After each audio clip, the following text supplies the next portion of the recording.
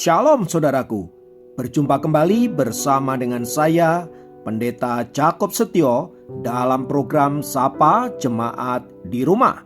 Mari kita masuk dalam hadirat Tuhan, kita berdoa, mohon penyertaan dan berkat Allah dicurahkan atas kita.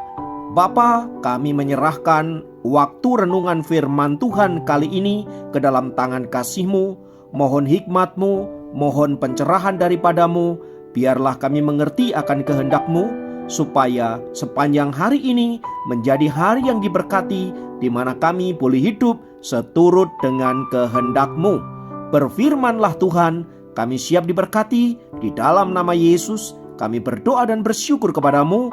Haleluya, amin. Firman Tuhan kali ini saya ambil dari Kisah Para Rasul pasal yang kelima ayat yang ke-29. Saya ulangi, Kisah Rasul pasal yang kelima ayat yang ke-29 berkata, "Tetapi Petrus dan rasul-rasul itu menjawab, katanya, kita harus lebih taat kepada Allah daripada kepada manusia." Saudara-saudara, pernyataan Rasul Petrus di atas ini adalah untuk menjawab tekanan yang dilakukan oleh Mahkamah Agama agar mereka tidak lagi memberitakan Injil. Dan bila kita melihat jawaban daripada Rasul Petrus itu, mungkin kita perlu bertanya, apakah jawaban daripada Petrus itu berhikmat atau tidak? Sebab ketika dia berkata, kita harus lebih taat kepada Allah daripada kepada manusia, itu artinya dia sedang mengabaikan perintah daripada Mahkamah Agama untuk tidak memberitakan Injil, yang mana sebagaimana kita semua tahu bahwa Mahkamah Agama Yahudi pada waktu itu jelas didukung oleh pemerintahan Romawi. Itu artinya jika Petrus tidak mentaati himbauan dari Mahkamah Agama itu, dia akan berhadapan dengan hukum Romawi. Tentu saja konsekuensi logis dari berhadapan dengan hukum Romawi adalah bisa jadi dia akan menerima hukuman yang sama seperti yang diterima oleh Tuhan Yesus. Sebagai manusia normal, saudara-saudara, seharusnya Petrus mempertimbangkan untuk menjawab secara bijaksana, paling tidak untuk menyelamatkan dirinya sendiri. Dan tentu saja komunitas gereja mula-mula yang pada waktu itu bisa terancam bahaya bila Petrus berani melawan pemerintah saat itu. Namun tampaknya Petrus mengabaikan semua itu, saudara-saudara. Nah, mari kita lihat bahwa tindakan Petrus ini secara logik manusia memang sangat tidak bijaksana. Sebab selain membahayakan dirinya sendiri, juga membahayakan komunitas gereja. Tetapi mari kita lihat, saudara-saudara, bahwa apa yang dikerjakannya itu memang sungguh lahir dari hati yang mengasihi Allah.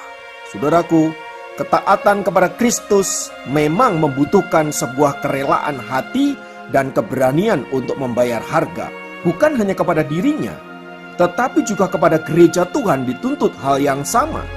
Seperti yang diungkapkan Petrus dalam firman Tuhan yang baru saja kita baca di atas, ini merupakan suatu pernyataan sikap yang sangat tegas dan berani, sekaligus pernyataan iman kepada Allah, bahwa dia percaya sepenuhnya atas pemeliharaan Allah bagi hidupnya dan bagi gereja Tuhan. Ia tidak takut dengan ancaman apapun, sekalipun pemimpin agama yang berkuasa pada waktu itu, yaitu imam besar, telah jelas-jelas melarang dia dengan keras untuk tidak memberitakan nama Yesus. Namun semua ancaman-ancaman itu diabaikannya. Petrus dan para murid-murid yang lain tetap dengan penuh keberanian memberitakan Injil Kristus, sekalipun dia berhadapan dengan bahaya, bahkan kematian mengancam dirinya. Saudaraku, tindakan Petrus ini menurut saya memang sungguh luar biasa. Dia yang tadinya seorang pengecut, dia tadinya seorang yang lari dari Allah, bahkan dia menyangkal Yesus dengan mengutuk. Namun lihat, saat dia menyerahkan hidupnya kepada Tuhan dan rela dipimpin oleh Roh Kudus, kita melihat ada satu perubahan yang luar biasa dalam hidupnya. Fokus hidup Petrus tidak lagi kepada dirinya, tidak lagi kepada komunitas gerejanya, tetapi lebih kepada Allah, Sang Pemberi keselamatan, kepada Allah, Sang Pemilik kehidupan. dan kepada Allah yang adalah pemimpin gereja yang sesungguhnya. Karena kasihnya kepada Allah dan ketaatannya kepada Allah, dia rela untuk melakukan apa saja, termasuk memberikan nyawanya bagi Kristus. Sejarah kemudian mencatat, saudara-saudara, bagaimana Rasul Petrus ditangkap dan disalibkan dengan cara kepala di bawah. Dari pengalaman Rasul Petrus ini, sudah dikasih oleh Tuhan, apa yang dapat kita tangkap? Saudaraku dikasih Tuhan, di tengah-tengah dunia yang semakin hari semakin tidak menentu, semakin hari semakin kompromi dengan kejahatan dan dosa, kita dituntut menjadi anak-anak Tuhan yang freak, anak-anak Tuhan yang punya sikap yang jelas, yang tegas. Untuk kita senantiasa percaya sepenuhnya hanya kepada Allah. Dan untuk menunjukkan bahwa iman yang kita miliki bukanlah iman yang mati, iman yang sekedar hanya di mulut dan hanya retorik belaka, tetapi iman yang dibuktikan dengan kenyataan hidup. Meskipun karena iman itu sudah dikasih Tuhan, kita tahu kita bisa mengalami penolakan, penganiayaan, bahkan mungkin dibenci oleh orang-orang di sekitar kita. Namun seperti pernyataan Rasul Petrus, kita harus lebih taat kepada Allah daripada kepada manusia. Memang untuk sampai kepada sikap yang demikian, saudara-saudara, dibutuhkan keberanian yang luar biasa.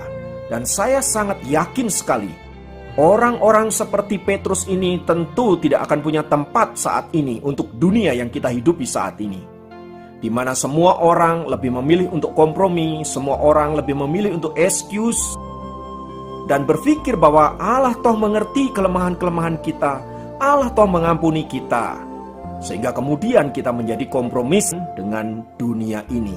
Saudaraku, memang ikut Yesus harganya mahal. Nah, setelah kita merenungkan bagian firman Tuhan ini, saudaraku, apa yang akan kita lakukan dengan hidup ini? Semua dikembalikan kepada kita masing-masing. Apakah kita mau menjadi pengikut Yesus yang freak, setengah-setengah, atau bahkan biasa-biasa saja? Semua dikembalikan kepada kita masing-masing.